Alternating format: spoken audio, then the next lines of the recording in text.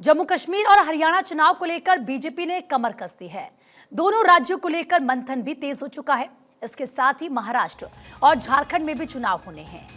इसका भी ऐलान अगले 1-2 हफ्ते के भीतर हो सकता है। लिहाजा बीजेपी पूरी तरह से संगठन की चुस्ती टटोलने में जुट गई है।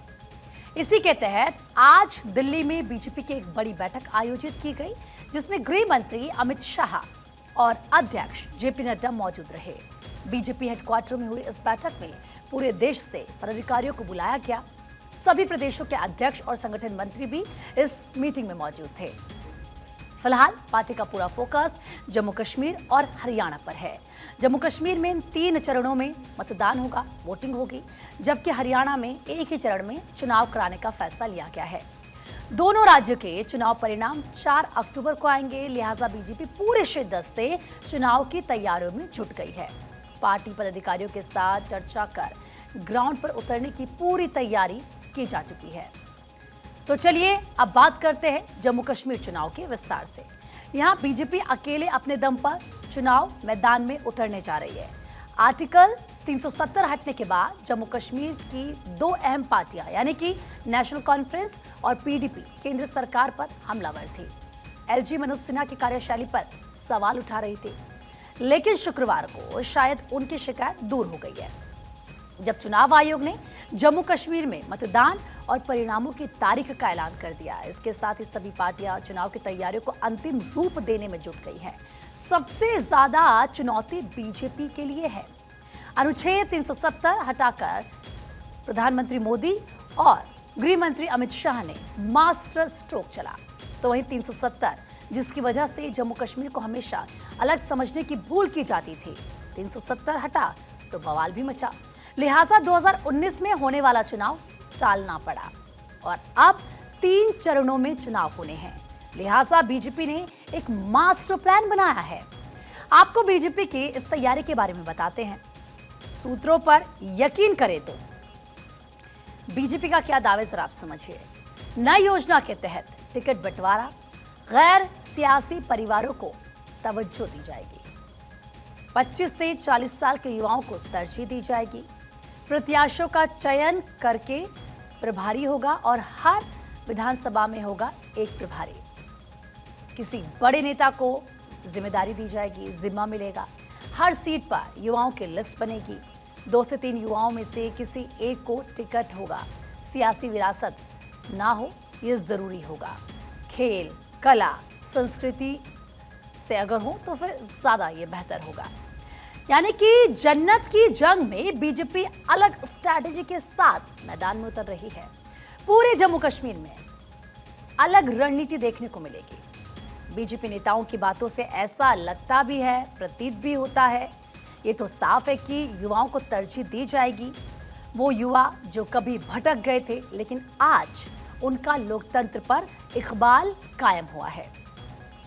देखिए, हम सरकार बनाएंगे और जम्मू में भी हम जीतेंगे, हम स्वीप करेंगे और कश्मीर की बहुत सी सीटें हम जीतेंगे। जिस प्रकार से आप देखते होंगे सोशल मीडिया में भी और आम जो वहाँ के नौजवान, कश्मीरी नौजवानों ने जो एक नई होप जगी है, तो उनको यही लगता है कि इस सभी को ठीक अगर कोई कर सकता है तो भारतीय जनता पार्टी की सरकार बनने पर ही जो है लोगों को ये मालूम है कि वो एक दिशा में चलेंगे। जो आज तक जिस दिशा पर चलते रहे, जिसके कारण अलगाववाद और उग्रवाद यहाँ पर हुआ और सबसे ज़्यादा जिस अगर सफ़र किसने किया है तो जम्मू कश्मीर के नौजवान ने किया है, यहाँ के बच्चों ने किया है। तो इसलिए वो उनका एहसास है और आप देखेंगे कि कश्मीर में भी हमें अच्छी सीटें आएंगी और हम अपने बलबूते पर जहाँ पर सरकार बनाएंगे। जम्मू कश्मीर में आज अमन, शांति और खुशहाली है। लोकसभा के चुनावों में रिकॉर्ड मतदान हुआ। अब हमें पूरा विश्वास है कि जम्मू कश्मीर में होने वाले असेंबली के चुनावों में ज़बरदस्त मतदान होगा, लोगों की ज़बरदस्त पार्टिसिपेशन होगी। और मुझे विश्वास है कि जिस प्रकार मोदी साहब ने पिछले 10 साल में शानदार कार्य जम्मू कश्मीर में किया है, जम्मू कश्मीर की जनता के दिल में मोदी साहब बसते हैं। यकीनन जम्मू कश्मीर में इन विधानसभा चुनावों में भारतीय जनता पार्टी की शानदार जीत होगी और जम्मू कश्मीर में भारतीय जनता पार्टी की सरकार बनेगी। जम्मू कश्मीर का अगला मुख्यमंत्री भारतीय जनता पार्टी का होगा। चुनाव जब स्टेट का रीऑर्गेनाइजेशन हुआ है, रीऑर्गेनाइजेशन एक्ट हुआ है, और जब उसके बाद रीऑर्गेनाइजेशन एक्ट के बाद डिलिमिटेशन होगी, तो प्रक्रिया के साथ वोटर लिस्ट का रिवीजन होगा। कोविड के बाद हुआ नहीं, प्रक्रिया के साथ चुनाव होना था, वो हो रहा है। और अगर जैसे फारूक और साहब और उमर साहब कह रहे थे कि चुनाव नहीं होगा, तो आज उन्हें देश की जनता से, चुनाव आयोग से और जम्मू कश्मीर की जनता से माफ़ी मांगनी चाहिए कि वो इस प्रकार के बयान देते हैं जिससे देश की संवैधानिक संस्थाओं पे लोगों का ध्यान, लोगों का जो विश्वास कम हो। यही तो इमरजेंसी की मानसिकता है। भले ही जम्मू कश्मीर नई सुबह में सांस ले रहा हो, चुनाव के साथ अपनी सरकार चुनने जा रहा हो, लेकिन स्थानीय पार्टियों को कई चिंताएं भी सता रही हैं। चुनाव के ऐलान से ठीक पहले लेफ्टिनेंट गवर्नर को शक्ति देना, स्थानीय दलों को राज नयारा पावर देना। कल ही नेशनल कॉन्फ्रेंस के नेता और पूर्व सीएम उमर अब्दुल्ला ने अफसरों के ट्रांसफर को लेकर सवाल खड़े किए। उन्होंने कहा कि ऐसा करके बीजेपी को ज्यादा फायदा पहुंचाने की रणनीति बनाई जा रही है ताकि जम्मू कश्मीर की पार्टियों को नुकसान पहुंचाया जा सके। कि लगातार पिछले 24 घंटे में जो बेशुमार यहाँ ट्रांसफरें हुई, इलेक्शन कमीशन को उनका फौरी तौर जायज़ा लेना चाहिए। इतने सारे अफसर अचानक ट्रांसफ़र किए जाना, हमें तो शक है कि ये हुकूमत, दिल्ली की जो हुकूमत की पार्टी है बीजेपी, उन्हीं का लगाया हुआ लेफ्टिनेंट गवर्नर है यहाँ पे। बीजेपी को मदद और बीजेपी को फ़ायदा, और उनके जो सहयोगी बी टीम, सी टीम, डी टीम है यहाँ पे, उनको मदद पहुँचाने के लिए ये ट्रांसफ़रें कराई गई हैं।